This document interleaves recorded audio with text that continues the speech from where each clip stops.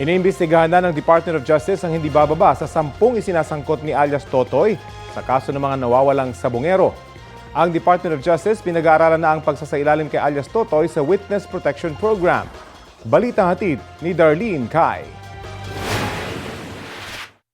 Kasunod ng mga ibinulgar ng akusadong si alias Totoy sa mga alam niya sa pagkawala ng mga sabungero, nagkausap na si Justice Secretary Jesus Crispin Remulla at si PNP Chief Nicolas Torre III tungkol sa pagsasailalim sa kanya sa Witness Protection Program. Sabi kasi niya sa eksklusibong panayam sa GMA Integrated News, may banta sa buhay niya at ng kanyang pamilya. Basta we're processing the information first.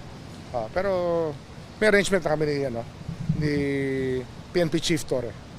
Handaan niya si alias Totoy na ituro ang mga sangkot sa pagkawala ng mga sabungero. May mga hawak na ring ebidensya ang Justice Department para suportahan ang mga pahayag ni alias Totoy na nakausap na nila bago pa ang May 2025 elections. Hindi mo na ito idinetalye. Meron kaming corroborative evidence na kasama. Basta meron kaming ibang klaseng evidence pa. Iniimbestigahan na rin ang hindi bababa sa 10 taong isinangkot ni alias Totoy. Pero statement pa lang niya ang hawak ng kagawaran at wala pang formal na affidavit. Itinanggi rin ng Justice Department ang pakiramdam ng isa sa mga kaanak ng mga nawawala na pinabayaan na sila ng gobyerno. No such thing. Talagang hindi kami nag-give up eh. We have not given up on anything or anybody. Ganun lang talaga, mabagal minsan ang kaso.